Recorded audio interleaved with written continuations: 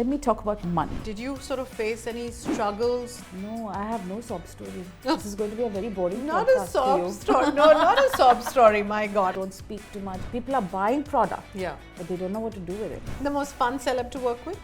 Most fun celeb to work with. Again, it's just two. You're pitting them against each other now. Welcome to InControversial, where we stir up conversations that matter. I'm Pooja, and today we have a guest who's been redefining the beauty and makeup artistry for more than 2 decades. She's ruled the ramp and has worked with fashion, films, and luxury brands from Mumbai to Milan. She's seen it all. Please welcome the incredibly talented Pallavi Symons. Thank you. That's a very, very hefty introduction. Well, not Thank without you. reason. Look at the Thank you so amazing much. work you've done for more than 2.5 decades now. Well, it just flew by. I didn't ever put it down like this unless somebody asked for a biodata. Where you have to obviously, you know. But yeah, I mean, it's been an incredible journey for you. You know, yes, you it used to has. be an active model on the ramp, That's right. walking the runways for all of India's leading designers. Not so much the runways actually. I wasn't much of a ramp model, but I did a lot of advertisements. Okay. Actually. That was my scene. And you Yeah. alongside sort of pursued your craft and with makeup and Yeah. So I started back in college, which was early 90s, 93 onwards, right? So in Bangalore by myself. My parents were nowhere around. So during that time, I got offered modeling jobs as well. And I was like, woo, pocket money, can buy my own things, can go clubbing. So I said yes.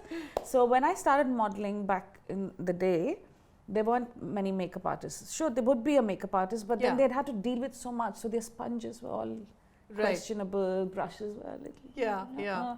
And I just thought that instead of whining, just learn to do it yourself, right? Right. And so that became part of the thing. I didn't think about things. It wasn't really planned, nothing. I simply enjoyed the process of going from Pallavi to somebody with makeup. And I did not know then that I could do makeup really well. I had it in me. It was natural, blending, liners. It all came to me like, so naturally. you essentially started with makeup for yourself. That's right, as a to model. ease the process Yeah. for yourself as a model. Yeah. How did then it become a sort of a career I option? don't even know how I switched gears and lanes. I have no idea how this happened. I studied journalism because my parents were very, very of the mindset that education is, the thing that would take you far and wide, and you'll have a job, and typical, right? Right, It is absolutely. the thing. It's a traditionalist mindset. Yeah, bringing And, up. Yeah. and why not? Because that's how it worked for them. And I didn't know that I was going to break these barriers and I was going to do things that were different from anything else that my family had attempted to do. Absolutely, yeah. So none of this was planned. It was funny how I went from one thing to the next. And then I ended up along the way being hired because I could do makeup.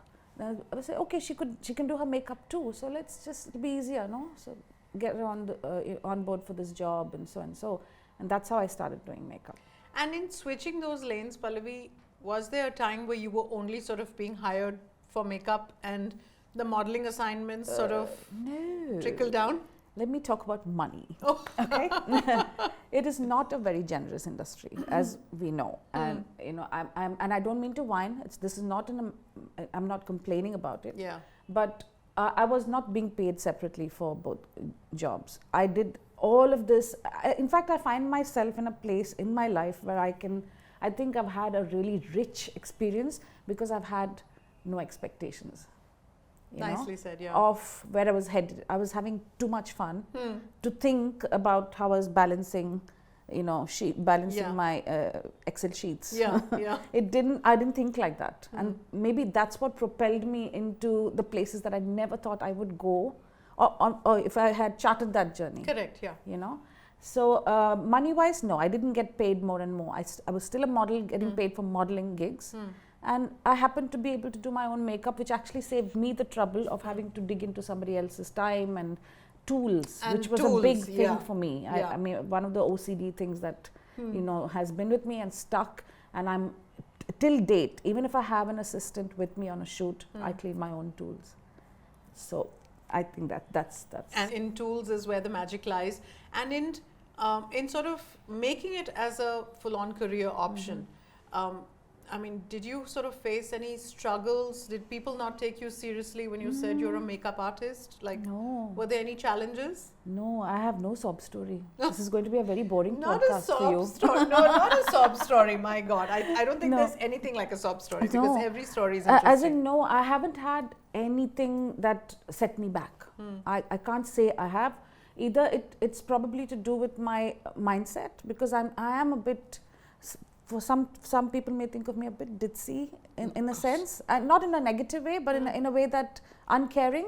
But in fact, I care so much that I don't like to upset things, and I actually fall into joyful experiences. I don't know how. It's just. I mean, I think that, yeah, I think life is beautiful, and every moment must be lived with joy. Yes, absolutely, and I found joy while going on with this thing. So I can't say I ever had a plan. It's only when I moved to Bombay, I realized that I had to pay real bills. I was not in a hostel anymore. The carefree college life is I behind was you. like, oh, hold on. And these bills are real and fat. Yeah, like rent. It's like drowning in that till date. Yeah, yeah. And I'm like, okay, now I have to think of, how I can maybe, feel more commercially, like connected with the business, than remove that aspect and just enjoy the process, because that's foolish too. And once I started applying a little bit of that to my life, I saw the abundance there too. And excellent. So there was no real struggle. People, I think, liked me. I'm a team player, I know this. So I was happy to be in the presence of people. And perhaps maybe I can pat myself on the back, because from my own experiences doing makeup on myself, I understood the little things that irritate people. You know what I mean? Don't speak too much when you're on the face. Don't breathe into their face. So all these things I was conscious about already. So I think I schooled myself into a place where I could enter the professional real arena with a lot of comfort, and I've had a lot of support. That's so wonderful to hear.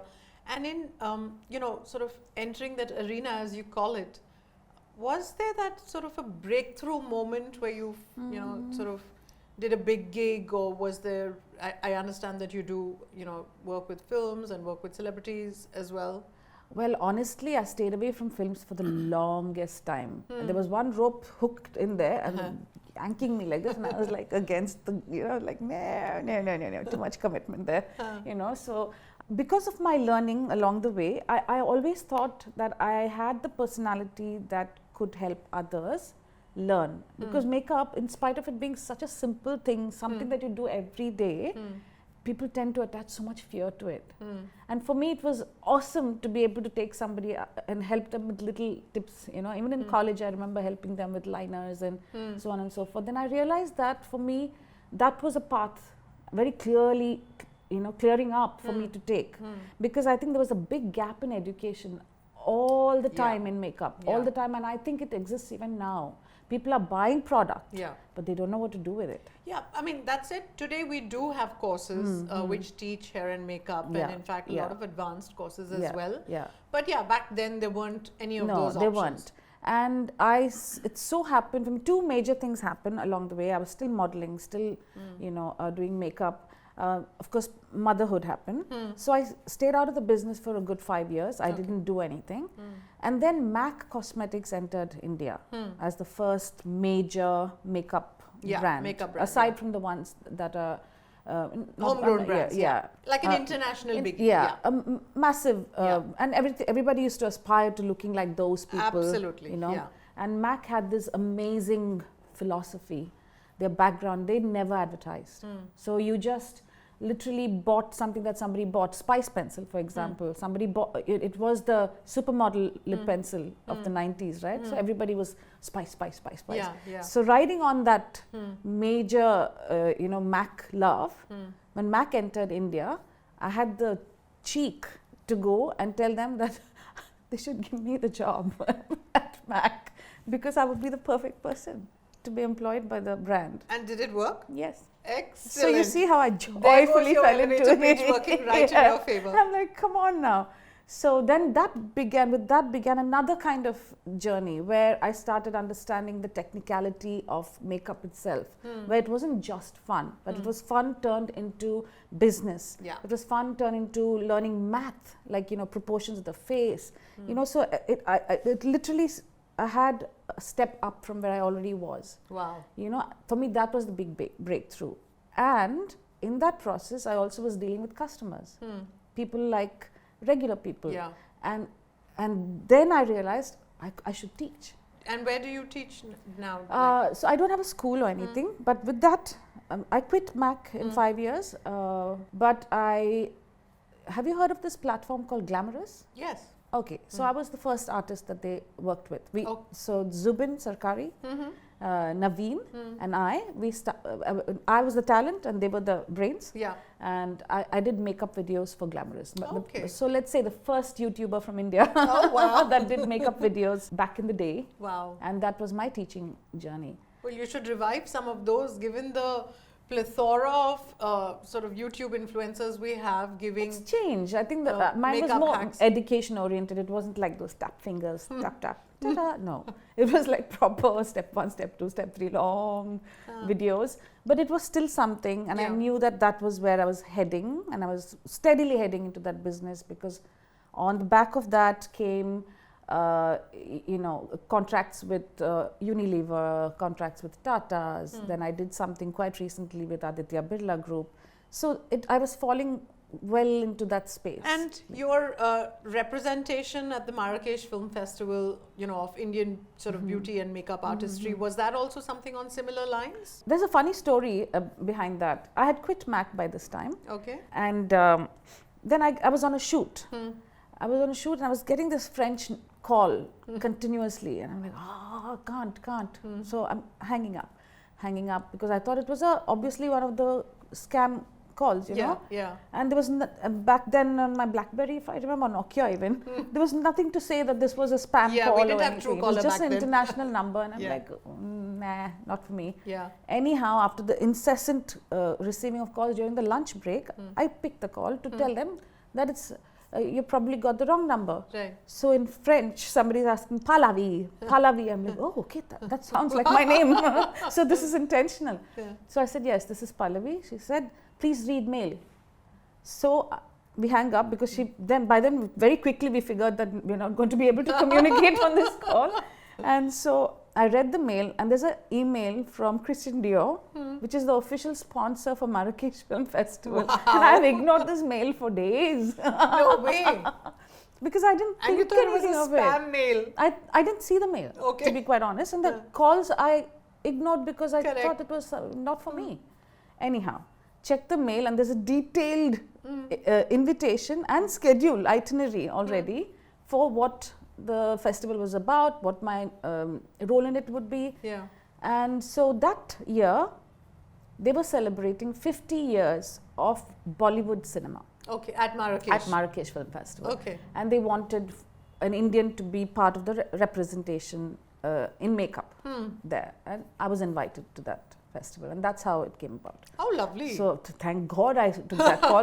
Thank God I saw that email. Thank God I was at Marrakesh Film Festival. Fancy waking up to getting an email saying, you're invited to Marrakesh. I'm like, whoa, I like the story. Lovely. And you mentioned Bollywood, and sort of you work with several celebrities. I'm sure you mentioned Kajol and Shefali Shah. It must be really intense sort of working with A-listers. So, like I said earlier, I didn't do Bollywood, but much later in my life, once I got freer of my commitments as a mum, 9 to 7, 9 to 8, and I realized, okay, that's a space I probably have the thing for now, you know, like the mind is in a calmer space. I'm not feeling very experimental and adventurous, where I said one day I want to show up for work, one day I want to be somewhere else. I'm more like I've landed in a spot. And that was when I started doing Bollywood. And as luck would have it, I happened to meet these two amazing people, Kajol Shefali and Kajol. Shefali first, Kajol much later. And they probably are in the same places in their lives. you see. So they've also done the whole rat race, the running around, the everything. They're also mothers. They're also my age group. So I found that everything's happened to me at this in a strangely serendipitous way. You know what I mean? Well, it's happened to me. Sort of coast and go with the flow. Yeah, it's just so beautifully landed for me. And that's how I ended up with these two amazing powerhouse women. Both of them, absolutely, and great actors as well. But what goes into sort of looking that, ageless grace and beauty? I mean, even with the clock not necessarily working in your favor when it comes to age. Well, first is I think their own consciousness of who they are and where they're at. So that's a big weight off my shoulders, right? They're not trying to look any different than they already are. So they're not trying to look younger or anything. So that acceptance from them in a business like that, that's great. So that's like half my journey. Half the battle won. Half the battle won. The rest is enhancement. So my job is literally to enhance how they're feeling, what the director wants of that in terms of beauty for that role. So then it's a collaboration. Okay. And I simply step in to make that possible. And sort of bring that vision alive. Yeah, bring that vision alive. And even in a no makeup look, a lot goes in. You still have to be mindful because one needs makeup on screen. You can't shine. I'm glad you mentioned it because that's my next question to you. Is there something like called a no makeup look? I mean, even in looking grunge, there's a lot of effort that goes into being grunge, right? Absolutely. So is there something like a no makeup look at all? Well, yes, there are directors, maybe like Satyajit Ray. His movies were absolutely no makeup, right? You just walked onto the thing and you became the character, and then the person is invested in that. Well, in today's time, now I don't know if it's because of the advancement of cameras, which I think would be great for no makeup. But we all see polished, touched up versions of actresses or magazine covers and stuff. They're nothing like that. They're gorgeous. They should be there. They're born for those jobs. But eventually there is some amount of makeup enhances your beauty. We don't have to plaster things. So this no makeup look also has to be achieved. It has to be achieved. For example, let me talk about Shefali. Shefali tends to do films in which she appears like she's wearing no makeup. If you look at pick any role, right? She plays those roles. But in each of those she looks different. You know it's Shefali, but she looks different. Look at Jalsa, different. Darlings, different. But there was makeup. I'm sure, There was proper full makeup. We had makeup tests, we makeup looks. Because in one she's a cook. So how does a cook who's dressing well because she has to go to a family and look tidy, how does she look versus Appa who's in Darlings, somebody's mother with cooking, working, whatever. So everything is thought of, but still it looks like she's not made an effort. So if I have to answer your question very simply, there is no makeup look. There is some amount of makeup to make it look as natural as possible. And Thank you for busting that myth. But I'm sure there are people that still work with no makeup, and that's gorgeous. Yeah, like Mayor of Easttown, right? I mean, you can tell that Kate is absolutely without. And but then there must be some lighting quality or something that they have. Some trickery with the equipment and with the lights, for surely. Sure, Perhaps. For sure. You touched upon it briefly, and with so many social media influencers today, and of course then there you have cameras and there's filters and you also have sort of AI generated beauty today, right? Do you think the onus more than ever today on makeup artists is almost to the point of a responsibility to redefine what real beauty is? Not to say it's become easier or anything, but when we were working in my younger days in the 90s, there wasn't, things were not fiddled with so much, if you know what I mean. I don't know if you remember, there used to be contact sheets. Do you remember contact sheets? Like 100 photos, which you would look with one of these little things and then pick 8 or 6. So your eyes were red, and you were not really sure those are the ones. That's all money you had, and you go print them, and that's what you're stuck with. In those days, not much retouching would happen. So as makeup artists, we had to get it bang on, bang on liner, bang on mattifying, bang on contouring, everything. Now everything is switched. You take any kind of picture with any kind of skill, retouching happens. Some filters are applied and there you go, right? So I don't know if today is more challenging. I think what is more challenging today is to stay in the game. Okay.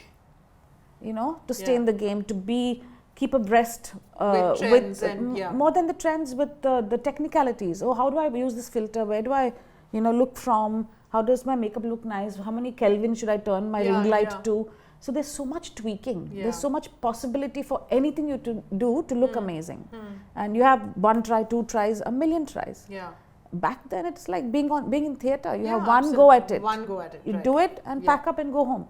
So I feel the challenge is very different now in makeup artistry. It's about how are you there? Is your head in the game in every way? Social media your friend.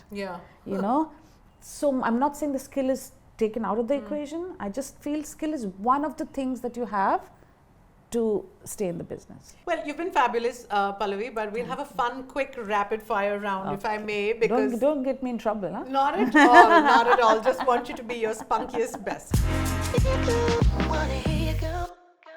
Which celebrity's makeup chair gossip always makes you laugh? Oh my God, there's no gossip around me, I'll tell you. Of course not. They'll be talking about on the phone or they're... Oh boy, I can't...